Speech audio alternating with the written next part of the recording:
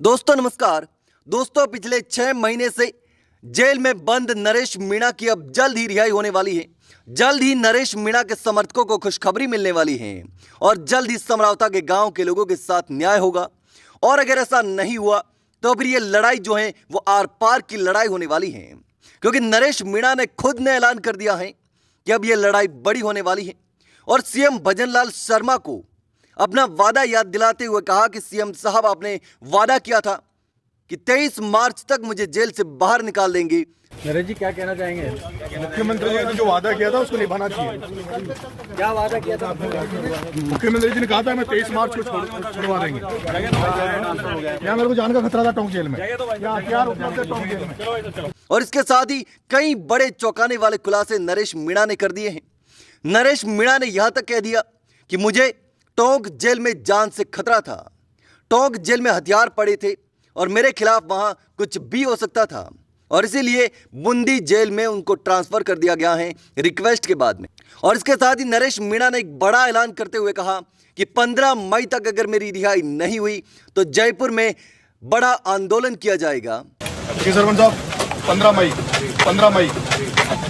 और नरेश मीणा ने कहा कि 15 मई याद रखना, अगर 15 मई तक मैं जेल से बाहर नहीं आया तो फिर ये लड़ाई बड़ी होने वाली है, आर पार की जंग होने वाली है। हर बार तो अलग अलग नेता ऐलान करते थे, प्रहलाद गुंजल ऐलान करते थे, नरेश मीणा के पिता ने भी पिछली बार ऐलान किया था, लेकिन अब नरेश मीणा ने खुद ने ऐलान कर दिया है कि 15 मई की तारीख याद रखना। यानी अगर 15 मई तक नरेश मीणा जेल से बाहर नहीं आते हैं तो फिर यह आंदोलन होना तय माना जा रहा है। और ऐसा इसलिए हो रहा है कि नरेश मीणा के पिताजी की राजस्थान के मुख्यमंत्री भजनलाल शर्मा के साथ में वार्ता हुई थी और उनका साफ तौर पर कहना है नरेश मीणा और प्रहलाद गुंजल का कि सीएम से वार्ता में नरेश मीणा को रिहा करने की बात हुई थी। और अब नरेश मीणा ने खुलकर कह दिया है कि सीएम साहब को अपना वादा पूरा करना चाहिए। सीएम साहब ने कहा था कि मुझे जेल से बाहर निकाल देंगे, लेकिन वो अपना वादा पूरा नहीं कर पाए हैं। और इसी को लेकर प्रहलाद गुंजल ने भी कहा है कि अब बड़ा आंदोलन होगा।